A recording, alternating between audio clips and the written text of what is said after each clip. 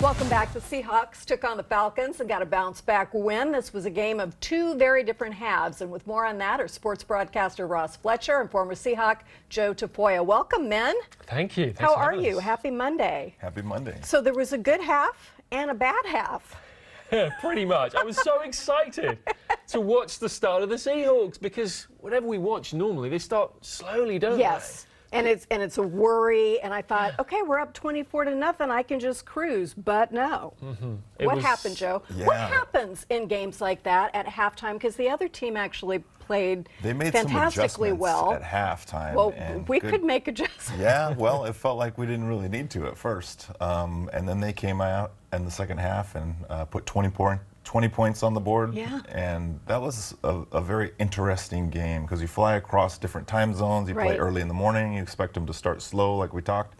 But, man, it was just the running game all of a sudden just disappeared. And I'm not sure what happened. Well, However, let's the win. talk about our wonderful Chris Carson, who was just killing it in the first half.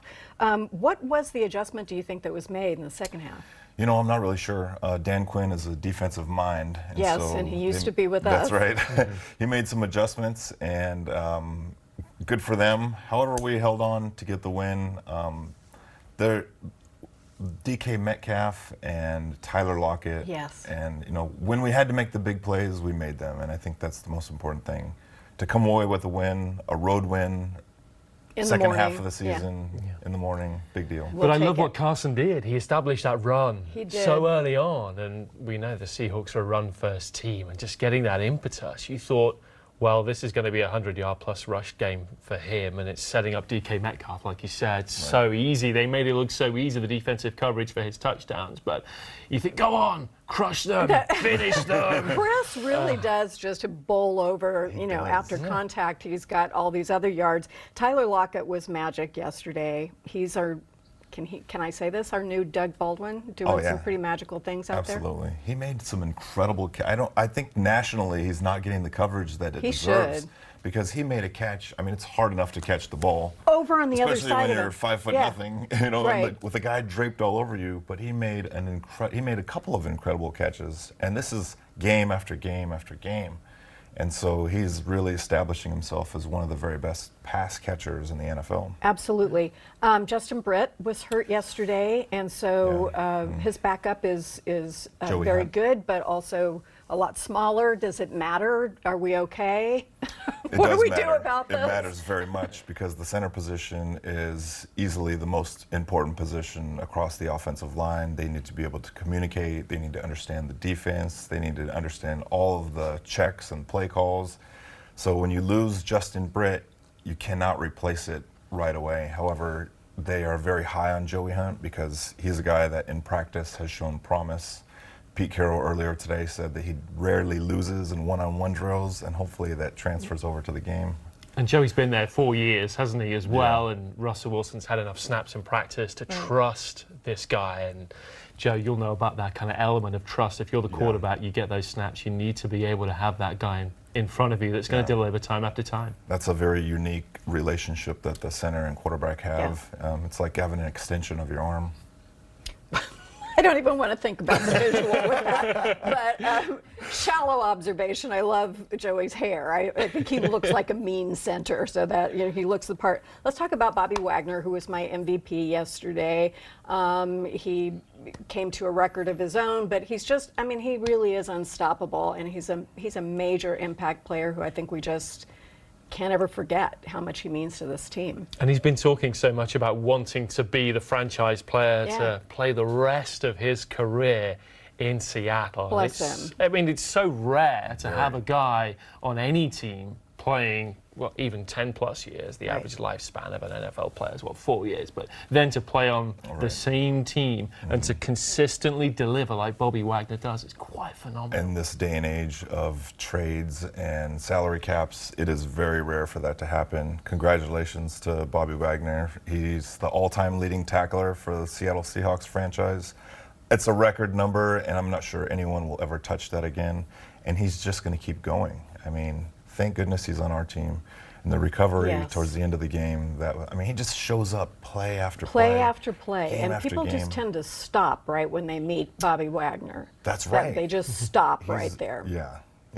He's said to be a really good teammate and a really good locker room guy. Can you explain, from having played, what that means, what kind of chemistry you need in the locker room? Because we never see any of that, really. It's the most important thing. You can have a team that is full of amazing talent, and when you have those cancers in the locker room, then it sets the dynamic on a different course. But all it takes is that one guy who can help unify the locker room. And on offense, it can be an offensive leader like Russell. On defense, it can be your defensive leader like Bobby.